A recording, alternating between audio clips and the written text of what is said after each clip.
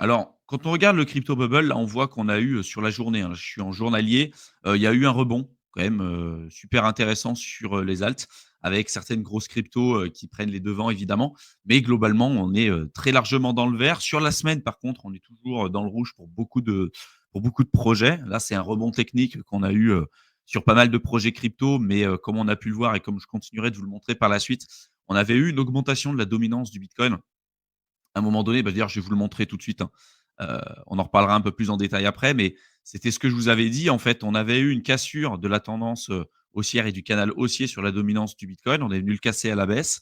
On a eu ensuite une mini alt season avec cette cassure, à la baisse. On a ensuite eu une confirmation avec un rejet, de cette droite de tendance pour ensuite aller chercher un point bas et ensuite regagner de nouveau en dominance. La baisse qu'on a eue sur le marché des altcoins, et puis la latéralisation en fait qu'on a eue, sur le bitcoin sur le début là du mois de janvier jusqu'à maintenant, fin décembre, début janvier, c'est principalement dû à ça. C'est-à-dire que le bitcoin a regagné en dominance, mais en plus de ça, il a eu l'occasion de baisser un peu en termes de prix. On est passé de 108 000 de l'ATH jusqu'à presque 89 000 si je ne me trompe pas. On a eu une mèche qui est descendue jusqu'à 89 000.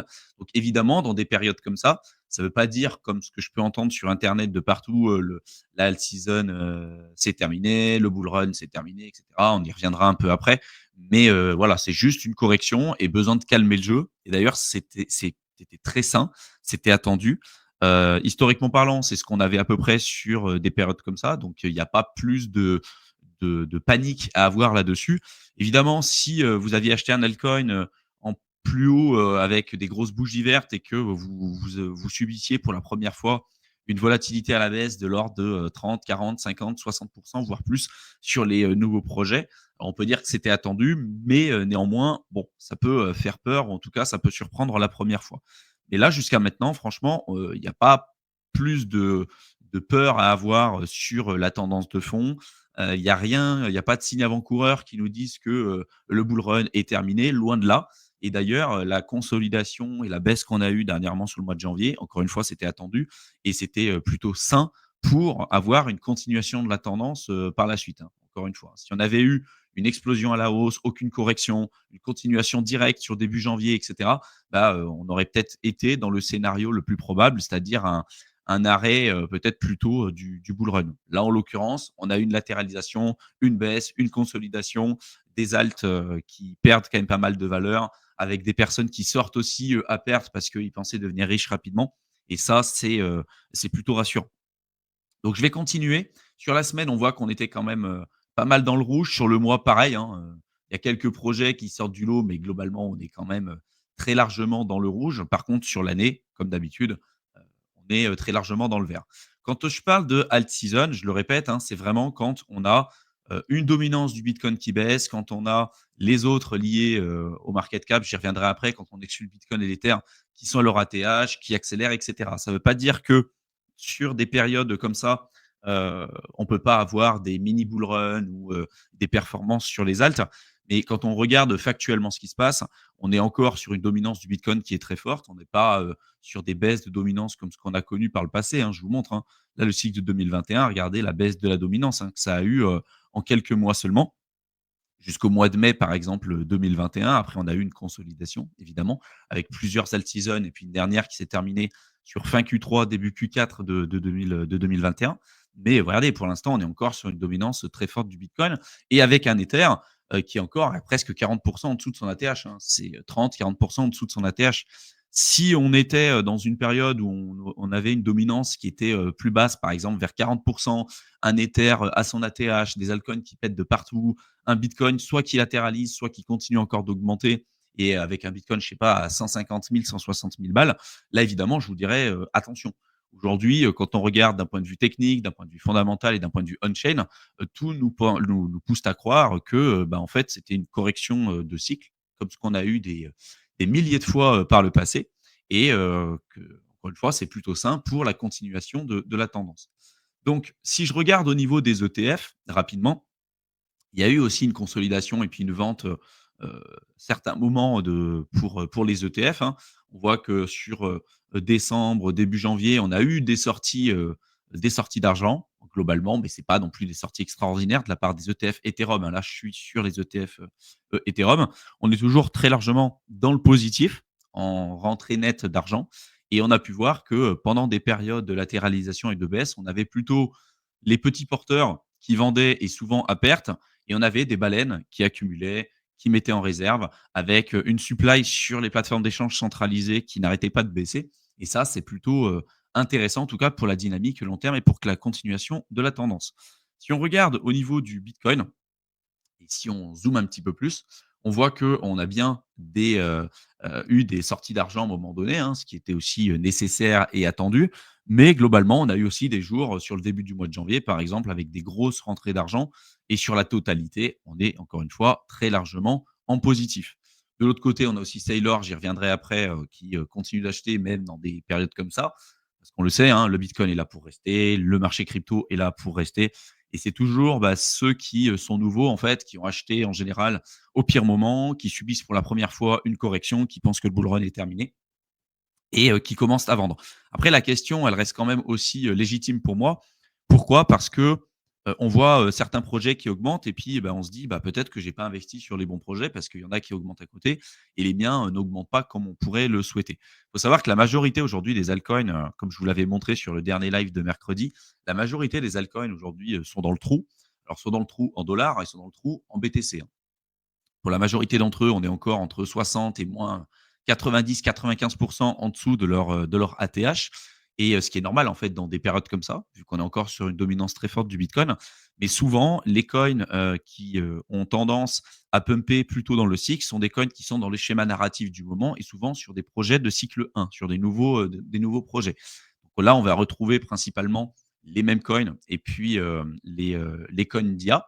Alors les mêmes coins, c'est pas nouveau, mais les nouveaux, meme coins avec, l'une des méta qui avait été présentée, par Murad, hein, avec la méta, liée au meme coin, j'y reviens pas forcément dessus.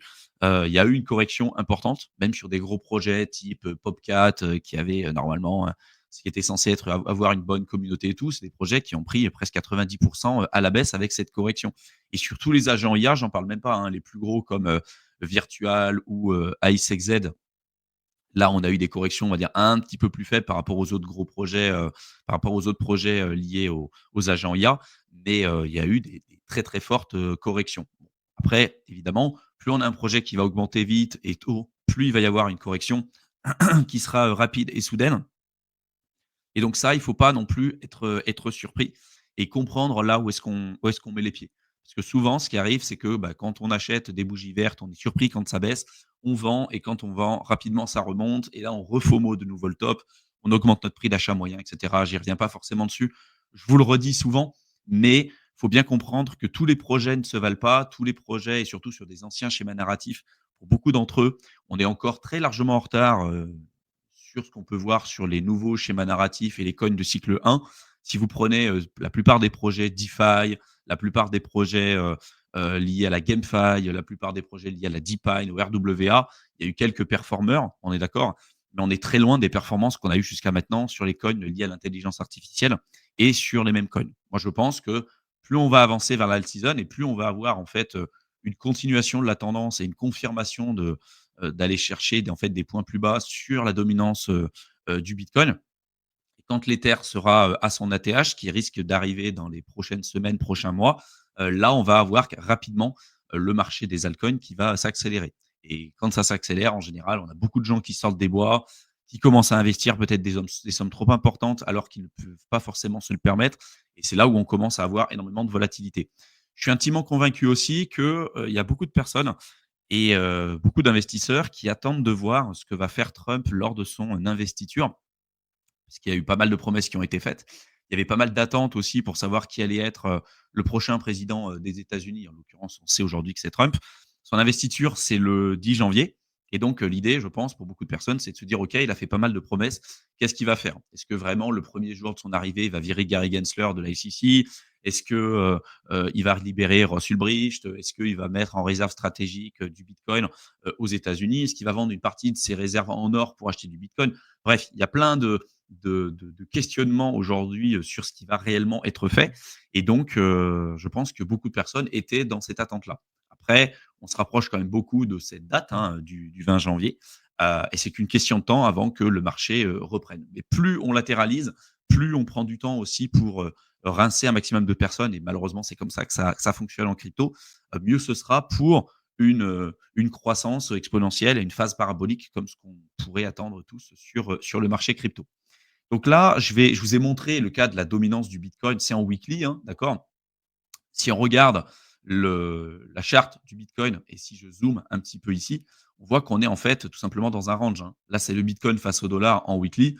Si je zoome encore un tout petit peu, hop, et que je vous montre, en fait, on est vraiment, dans un range là entre les 89 000 qu'on est allé, taper et les 108 000 qui sont, l'ATH pour le bitcoin.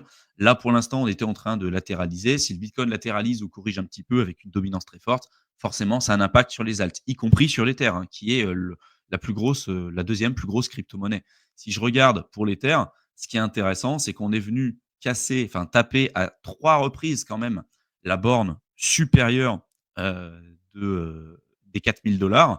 Heu, on sait que plus on va venir taper une résistance, plus, cette résistance ou même un support, hein, c'est valable aussi, plus, le support ou la résistance se fragilise et donc là, peut-être que la 4e fois sera la bonne, qu'on va venir, consolider, qu'on va venir casser finalement les 4 000, consolider sur une période comme ça, qu'on ait un breakout, un retest, aller tester de nouveau la TH et accélérer. Si on regarde ce qui s'est passé par le passé, sur le marché crypto et surtout pour l'Ether. On a eu une période, regardez, hein, si vous regardez sur le mois de janvier, mi-janvier 2021, par exemple là jusqu'au 11 janvier 2021, l'Ether était normalement sur 2017, on était à 1 400-1 500 $. Mi-janvier 2021, on était sur un Ether qui était entre 800 et 1 000 $. 800 et 1 000 $, on était encore à 40 en dessous de son ATH. Là où on a eu une véritable accélération de l'Ether, c'est sur fin janvier, début février, où là, il y a eu une superbe accélération jusqu'au mois de mai. On a eu un premier top, une baisse pendant la période estivale. En général, c'est ce qu'on observe. Une baisse sur le Bitcoin, une baisse sur le marché crypto. Ça se calme pendant la période estivale. Et après, peut-être une continuation de la tendance sur fin Q3, début Q4 de la fin d'année. Et peut-être que c'est ce qu'on va avoir de nouveau cette année-là. On verra.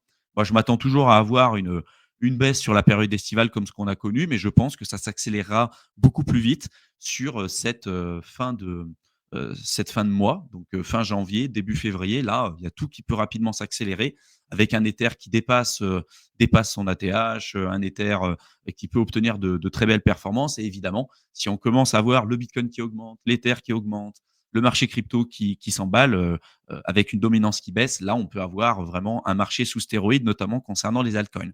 Pour l'instant, on n'y est pas encore et c'est pour ça que je vous dis que d'accumuler, de ne pas perdre de vue l'objectif, hein, qui est finalement d'essayer de prendre des profits dans des périodes où on aura la phase parabolique, ce qu'attendent quand même beaucoup, beaucoup de personnes. D'acheter dans des périodes comme ça où beaucoup de gens se désintéressent de la crypto parce que beaucoup pensent aujourd'hui que le marché, c'est fini, que ça ne remontera pas et que c'est la fin du bull run, heu, ça peut être une opportunité. Toujours essayer de faire l'inverse de la majorité des gens. Quand on regarde la dominance de l'Ether en pourcentage, hein, en weekly, c'était ce que je vous avais dit sur le live précédent. Vous vous souvenez, hein, on était, juste là et je vous avais dit que si on avait une correction du bitcoin, voire un regain de la dominance, ce qu'on a eu en fait, on a eu un regain un peu de dominance du bitcoin, on pourrait voir une dominance de l'Ether qui baisse et pourquoi pas aller chercher ces supports ici. Et pour l'instant, on n'y a pas encore vraiment touché, mais on s'y est quand même rapproché, hein. Ces bornes de support que je vous ai présentées ici, ça va faire presque un an et demi quand même qu'on vous les présente avec, Mickaël et Théo, hein. Et regardez, hein, ça met un certain temps pour arriver quand même sur des bornes comme celle-ci, mais on y arrive. Donc voilà, c'est une dynamique long terme. On vous y avait quand même préparé. Et il ne faut pas que vous paniquiez dans des périodes comme ça. Quand on prend les performances de l'Ether par rapport au Bitcoin en weekly, c'est pareil. Là, on voit qu'on a eu une petite bougie rouge qui a fait peur à pas mal de personnes. Il est possible qu'on vienne toucher cette borne-là, la borne inférieure. Si ça tient en zone de support, ce que je pense, on repartira sur une tendance haussière, donc une surperformance de l'Ether attendue par rapport au Bitcoin. Si par contre, on a une surperformance du Bitcoin avec un regain encore de la dominance, ce qui est tout à fait possible, là, on pourrait peut-être aller chercher des points bas. Dans tous les cas, on n'y est pas encore aujourd'hui. Je pense qu'on est proche d'un point bas, voire peut-être qu'on a atteint un bottom sur, les performances de l'Ether par rapport, au BTC. On voit qu'on est en train de former presque un double bottom là sur des niveaux comme celle-ci.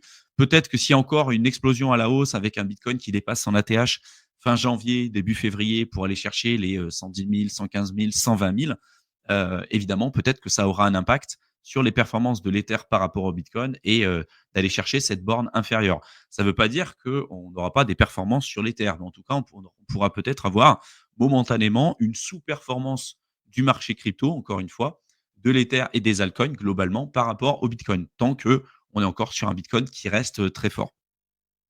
Si on regarde un autre graphique, alors pas forcément celui-ci que je voulais vous montrer, mais celui-là, le total market cap en excluant le Bitcoin en dollars et on regarde ça en weekly, on est sur une zone de range. On est venu titiller dernièrement l'ATH en fait, lors de l'élection, de Trump. En fait, on est touché les 1,6 trillions de, market cap. Donc on prend l'ensemble du marché crypto et on retire le Bitcoin. Et donc là, on voit qu'on est clairement dans un range, en fait. On est venu toucher, l'ATH, on est venu toucher cette zone de support-là et là, on est clairement dans un range.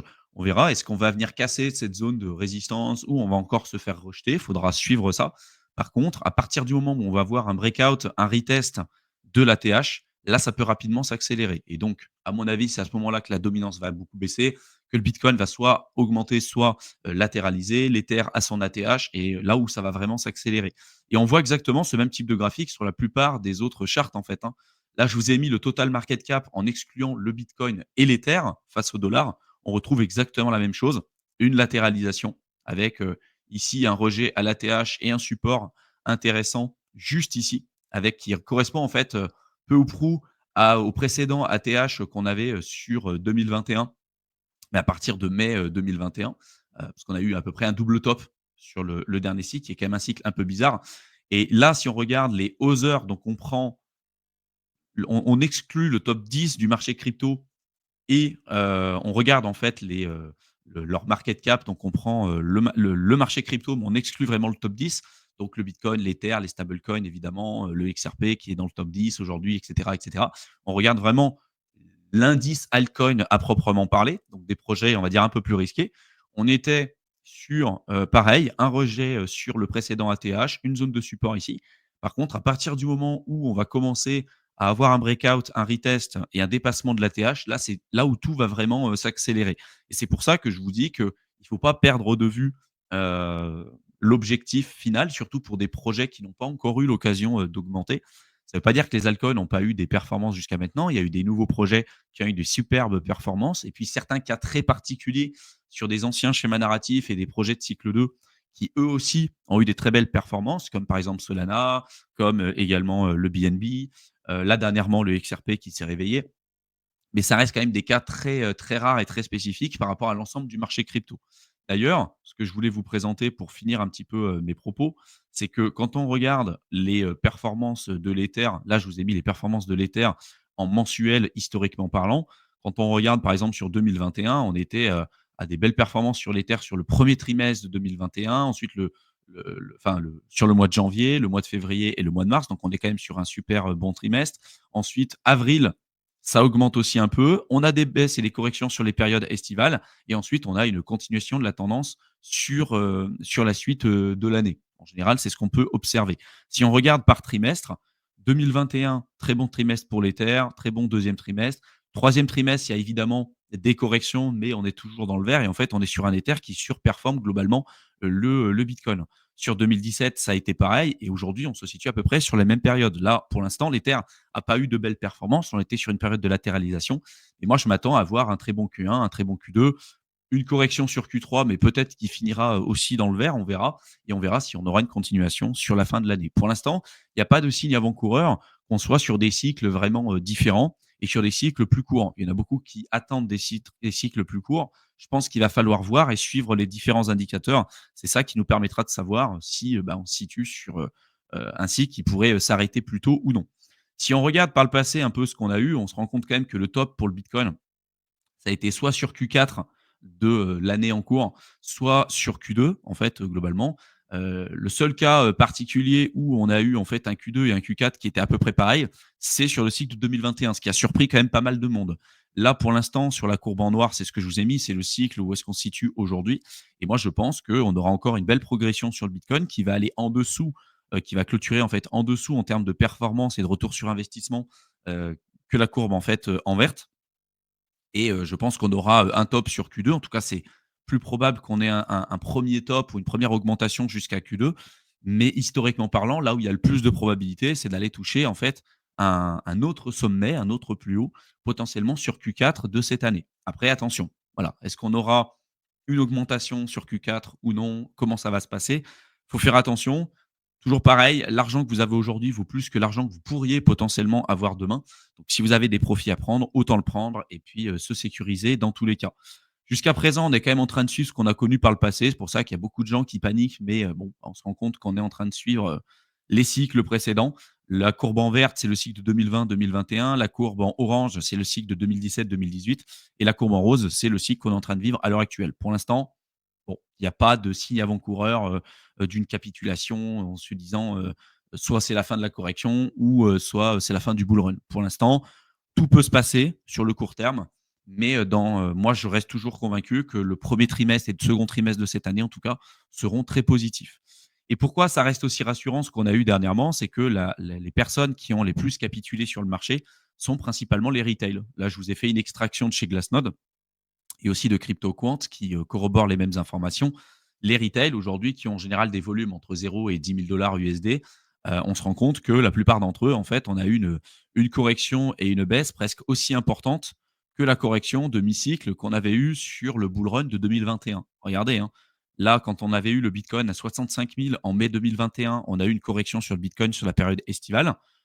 On est venu chercher un point bas ici avec des retails qui ont beaucoup capitulé. Ensuite, on a eu de nouveau une progression et dépassement du précédent plus haut. Alors, ça a été un bull trap, là, cette fois-ci. Et c'est là où ça a surpris énormément de personnes. Mais on est quand même sur des niveaux de capitulation presque aussi importants, si ce n'est aussi importants que ce qu'on avait eu en pleine période euphorique sur le bull run précédent. Donc, c'est pour ça que je vous dis, c'est quand même plutôt sain ce qu'on a eu jusqu'à maintenant.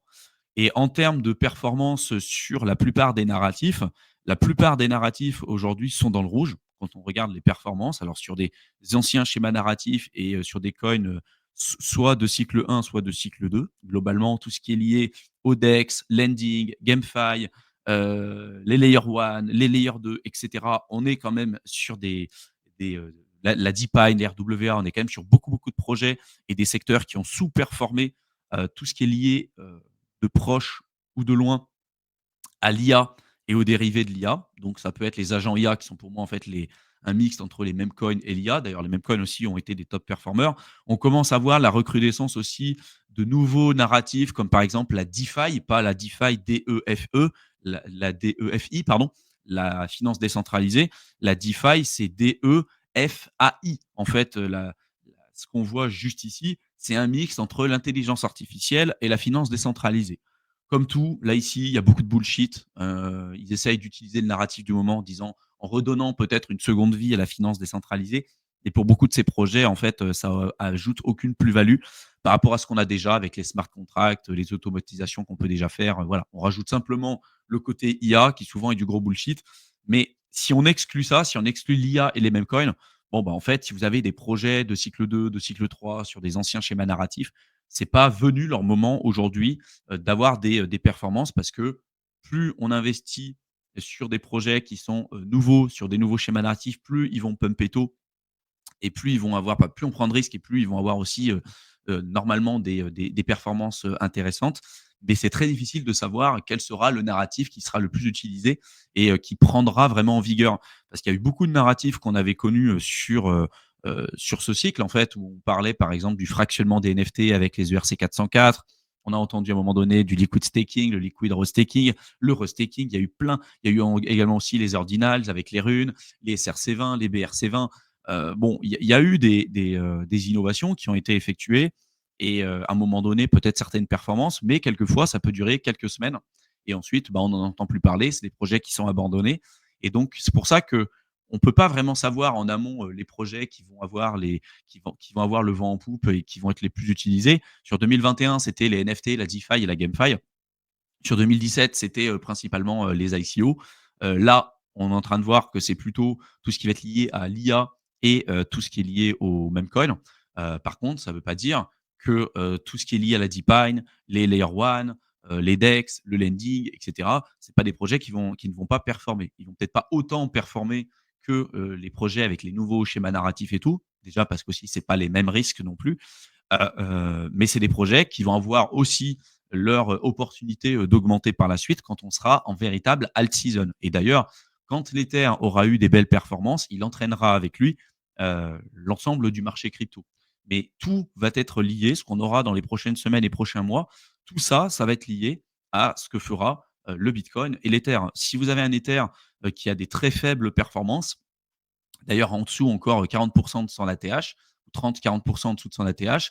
Évidemment que la plupart des alts ne vont pas très bien performer, surtout que ça ne sera pas des alt season à proprement parler durables. C'est ça aussi qu'il faut prendre en compte. C'est que quand on est sur quelque chose de durable, c'est vraiment qu'on a des cascades de capitaux comme ça qui passent du Bitcoin à l'Ether, de l'Ether au top 10, du top 10 à l'ensemble des autres cryptos. Et là, pour l'instant, on était plutôt, quand on est sur des périodes de latéralisation, on était plutôt sur un écosystème qui va augmenter avec des gens qui vont chasser des bougies vertes. Ensuite, ça va être vendu parce que c'est pas tenable pour aller chasser encore d'autres bougies vertes. Mais voilà, c'est des petites augmentations par-ci par-là de manière éparse, mais pas une surperformance globale des altcoins par rapport au marché crypto et surtout par rapport au Bitcoin. Donc, j'espère avoir été clair par rapport à ça. Je vais prendre quelques questions et après, je vais vous présenter quelques news aussi pour ne pas, perdre de vue les informations importantes. Comme tu dis, Jean Last, il y a une belle ligne qui se crée sur l'Ether, donc en effet, à suivre. Design qui dit l'Altizon, c'est quand Atom, va, repeg. Alors pareil, tu vois, il y a des projets Atom, on peut pas dire, que c'est pas un projet, qui n'a pas de fondamentaux. Évidemment, c'est un projet qui a énormément de fondamentaux. Le seul problème qu'il y avait eu là-dessus, c'était surtout la tokenomics et puis surtout un token qui était en fait, qui était pas vraiment utilisé dans l'ensemble de leur écosystème, même si ça reste un utility token, en fait, je pense qu'il y en a beaucoup, c'est un peu comme Aave, en fait, même si c'est pas la même utilité pour le coup, on peut se dire aujourd'hui, tiens, je vais avoir de l'Aave parce que, ça pourra me donner peut-être avec les fee switch, à un moment donné, peut-être recevoir une partie des frais qui sont générés par le protocole avec une utilité comme ça. Mais là où, Atom a pas mal peiné justement, c'est par rapport à sa tokenomics, par rapport à l'inflation qui a été corrigée, un peu après aussi et il y en a beaucoup qui ont commencé à capituler parce qu'ils se sont dit: «Ouais, c'est un projet qui fondamentalement, est quand même très bien sur le papier, mais en performance, on était quand même très largement en retard». Mais ce qu'on observe sur Cosmos, c'est ce qu'on observe aussi sur beaucoup de projets. Tu peux regarder les performances de Polkadot, tu peux regarder les performances, de la plupart des gros projets. On est encore bien en dessous des précédents plus hauts et aussi parce qu'on est sur des nouveaux projets, sur des anciens projets, sur des anciens, narratifs. Donc il faudra voir un petit peu, comment ça va se passer et quand on sera vraiment en alt season et c'est là un peu le truc, c'est que quand on est en alt season, il y a pas un projet qui n'augmente pas. C'est ça aussi qu'il faut comprendre. C'est que tous les projets pump, même les pires scams, augmentent. Après, c'est l'amplitude et la grosseur du pump. Il y en a beaucoup qui pensent que tous les projets vont redépasser leur ATH et ça, c'est pas vrai. Il y a beaucoup de projets qui ne dépasseront pas leur ATH, ça, c'est une vérité. Par contre, de dire que ce projet-là n'augmentera pas du tout, reprenez tous les projets qui existaient, qui ne sont pas arrêtés ou qui n'ont pas été des rug pulls, sur l'année 2021, hein, mais qui sont encore là aujourd'hui. Vous pourrez regarder que tous les projets ont eu une augmentation. Tous n'ont pas dépassé leur précédent plus haut, mais il y aura, entre guillemets, «toujours un pump». Ça arrive et peu importe le fondamental, peu importe ce qui arrive. C'est pour ça que plus vous achetez bas, plus vous allez pouvoir être conservateur et sortir avec des plus-values, ce qui est important.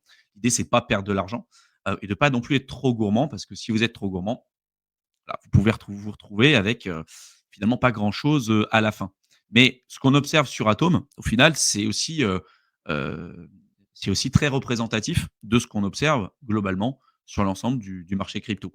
Voilà, c'est valable sur beaucoup, beaucoup de projets et aujourd'hui, presque l'intégralité des projets, je dirais 95-98 des projets sont bien en dessous de leur précédent plus haut avec, un saignement, par rapport à Bitcoin qui dure depuis à peu près 3 ans maintenant.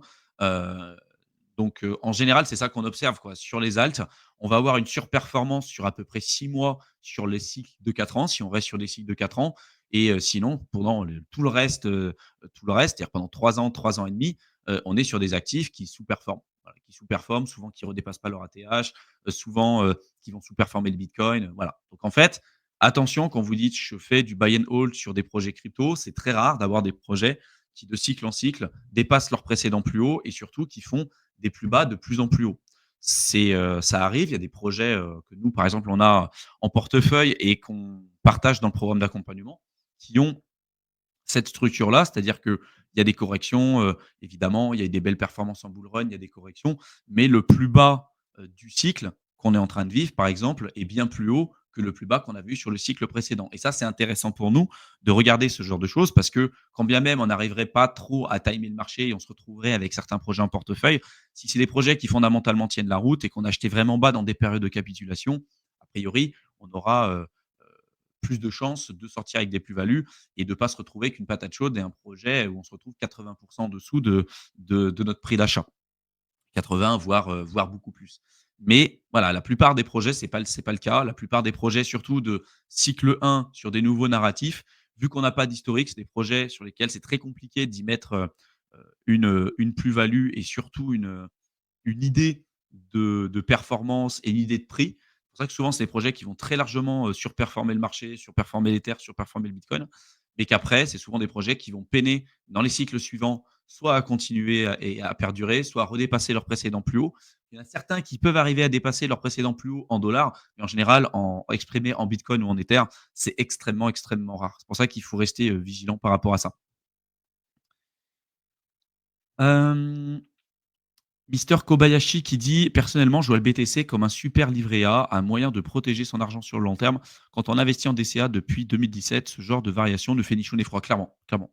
En fait, souvent, tu remarques que ceux qui paniquent, ceux qui sont même très vindicatifs dans la section commentaires, qui viennent t'insulter parce que tu peux leur dire que c'est peut-être pas terminé ou en tout cas tu rentres pas dans le narratif que eux puissent, penser à un moment donné. C'est souvent des personnes qui vivent le cycle pour la première fois, qui sont surpris, qui sont hyper émotionnels dans leur investissement mais voilà, quand vous êtes sur le marché depuis un certain temps, toi depuis 2017 et puis quand tu as connu, plusieurs cycles, bah, au final, tu as subi déjà tellement de volatilité, tu as déjà aussi suffisamment fait d'erreurs que tu te rends compte en fait que, voilà, ça te fait ni chaud ni froid parce que tu as confiance dans ton investissement. Tu te dis: «Bah, si ça baisse, je profiterai pour en acheter plus» et c'est des choses qui sont déjà arrivées des milliers de fois par le passé, en fait. Donc il y a pas plus de questionnement à avoir là-dessus. Là où tu commences à paniquer, c'est quand tu vis ça pour la première fois, quand tu maîtrises pas tes risques, quand tu as acheté des shitcoins qui viennent de se lancer, qui ont à peine 2 semaines ou 3 semaines, que ces projets, commencent à prendre 90 en 3 jours, perdre 90 en 3 jours. Là, tu te dis: «Ah punaise, est-ce que vraiment, c'était ce que je voulais faire?» Tu vas aller chasser une autre bougie verte sur un autre truc. C'est comme ça, en fait, que tu perds de l'argent même en bull run, quoi. Comme dit Badger, on like pour le soutien, le contenu et les conseils au top. Merci Badger et merci à tous. Salut à tous les nouveaux. Comme dit Chrissy, on met le petit like. Clément qui dit: «On peut avoir un bull run digne de ce nom parce que là, c'est chaud en ce moment, surtout sur les terres». Alors, comme je l'ai montré tout à l'heure, hein, on verra peut-être que je referai un live spécifiquement, sur les terres. Mais, pour l'instant, on est en train de suivre à peu près ce qu'on a connu par le passé. On pouvait penser qu'on s'attendait à avoir des performances, je pense, plus rapides sur les terres et moi, je faisais partie de cette catégorie-là. Après, si on reprend, hein, je vais repartager mon écran, hein. Si on reprend, les terres, rien que sur le cycle de 2020-2021, hop, je vais retourner dessus. Si je vais là et si je regarde sur, janvier, 2021, là, faut voir que c'était un Ether quand même qui était descendu à il était passé de 1 400 à 70 entre 70 et 80 sur janvier 2021, vers mi-janvier 2021, on était à 9 entre 800, 900, 1 000 quoi. On était encore à 30 en dessous de l'ATH du cycle précédent. En fait, on était clairement à peu près dans les mêmes dispositions qu'aujourd'hui. Après, ça s'est énormément accéléré et beaucoup plus vite parce que, les narratifs qui étaient recherchés à ce moment-là, c'était sur Ether et on était, sur de la DeFi, sur, la GameFi. Il y a beaucoup de projets qui ont explosé à ce moment-là. Pour l'instant, la plupart de l'activité où ça se passe en ce moment, c'est pas forcément sur l'Ether, c'est sur Solana, c'est sur d'autres, blockchains qui vont avoir des frais plus faibles et des transactions, plus rapides. Mais je peux vous dire que rapidement, en tout cas, il va y avoir un shift. Normalement, c'est censé arriver sur ce trimestre-là. Voilà, sur ce trimestre qu'on est en train de vivre aujourd'hui, sans doute qu'il va y avoir une augmentation importante sur l'Ether et une surperformance globale sur 2025 de l'Ether par rapport au Bitcoin et c'est indispensable, d'avoir ça pour avoir des belles performances sur les altcoins. Mais quand ça augmente, regardez, hein, quand ça augmente très, très vite. En fait, les corrections, elles sont très brèves, ça peut durer un jour, 2 jours, voire peut-être même une semaine mais en général, ça va très, très vite, très, très haut. Et après, il y a un FOMO et ça s'accélère vraiment très rapidement. Là, aujourd'hui, vous achetez un Ether qui est en dessous de son ATH, mais il y a ouais, presque 3 ans, hein. Regarde l'ATH de l'Ether, là, c'était il y a, 1176 jours, quoi. C'est dingue de se dire qu'on est encore presque à 40 en dessous de l'ATH, 35 en dessous de l'ATH, il y a, 1170 jours. C'est énorme. Par contre, à partir du moment où on aura là cette zone de tendance qui sera cassée, une latéralisation qui sera terminée, on peut rapidement avoir une accélération avec, même aussi des institutionnels, hein, qui achèteront sans doute beaucoup plus. Un petit FOMO de la part des institutionnels avec ce qu'on voit sur les ETF, Bitcoin aujourd'hui, hein. Quand il y a eu, une augmentation du Bitcoin, les inflows qu'on a sur le Bitcoin, on est encore très loin de les avoir sur l'Ether, hein. Si vous regardez, sur l'Ether aujourd'hui, on a été en positif évidemment, depuis le départ, mais les inflows, ils sont très largement en dessous et en deçà de ce qu'on peut avoir sur le Bitcoin. Et il y a aussi, un point important à avoir en tête, c'est peut-être une clarification juridique sur le staking pour l'Ether. Si demain on a une clarification, de la part de la SEC avec tous les changements qu'il va y avoir aussi de représentants sur la Security and Exchange Commission, si demain on a, et on va avoir ça je pense, quelqu'un de pro crypto là-dessus, si demain on a une clarification en disant: «Bah, le staking d'Ethereum, et la preuve d'enjeu, c'est pas non plus considéré comme étant, un aspect lié, securities à proprement parler, donc actif financier. Là, on pourrait avoir des institutionnels qui décideraient, peut-être d'acheter de l'Ether parce que ça serait une source à cash flow et pourquoi pas avoir après, comme des ETF à dividendes, ça existe, aujourd'hui évidemment. On pourrait avoir des ETF à dividendes crypto avec, des cryptos, proof of stake, avec, principalement de l'Ether et cetera et donc une demande qui pourrait être drivée par un nouveau narratif comme celui-ci. Donc on verra un petit peu comment ça va se passer dans les prochaines semaines, mais pour l'instant, moi je ne suis absolument pas, surpris, je ne suis absolument pas, inquiet. Je pense qu'on est toujours sur des niveaux de prix intéressants, que même si vous achetez, des altcoins à l'heure actuelle, il y a encore des belles performances à aller chercher. On n'a, à mon avis, pas encore atteint, le top, loin de là. Par contre, il ne faudra pas oublier de prendre des bénéfices et quand ça s'accélère, je le répète, mais ça s'accélère aussi, très rapidement. Donc attention.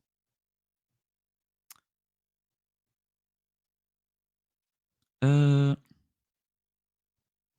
Nico qui dit quel multiple considérez-vous correct pour un altcoin lors de la phase alt season? Ça dépend vraiment des altcoins. Tu as des altcoins, qui peuvent faire des fois 100, des fois 1000, des fois 10 000, des fois c'est n'importe quoi et plus c'est scammy, plus tu peux avoir des belles performances. Ça arrive, ça c'est un truc de fou.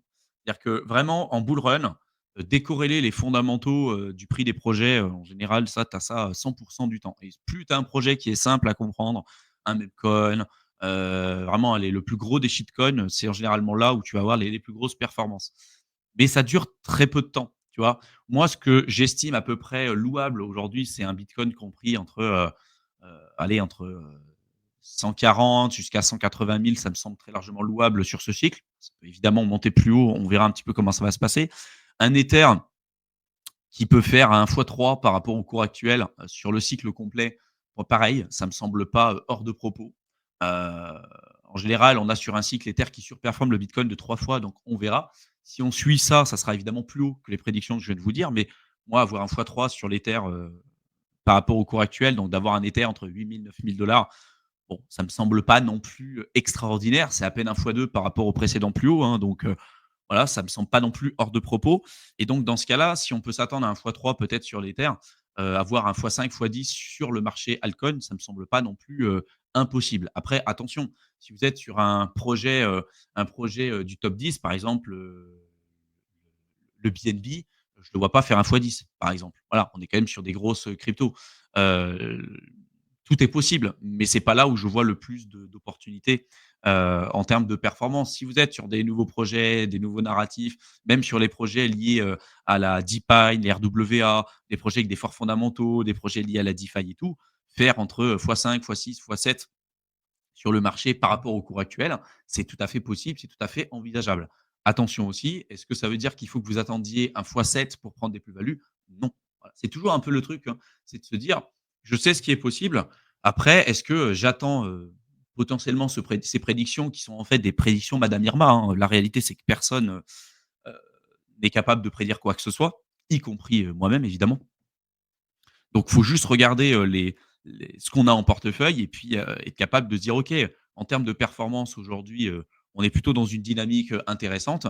Est-ce que si demain, là, j'ai investi pas mal d'argent, si demain je me retrouve avec un portefeuille qui a fait un fois 2 fois 3, est-ce qu'il y aurait peut-être pas un intérêt déjà de commencer à récupérer déjà au moins ma somme initiale avec une plus-value et puis après pourquoi pas laisser rider le projet, pour aller, sortir avec des bonus en fait. Le reste après c'est du bonus. Le plus important, c'est de savoir les moments à partir duquel vous allez décider de prendre des plus-values et surtout récupérer votre somme initiale avec une plus-value. Après le reste, bon, vous pouvez vous dire: «OK,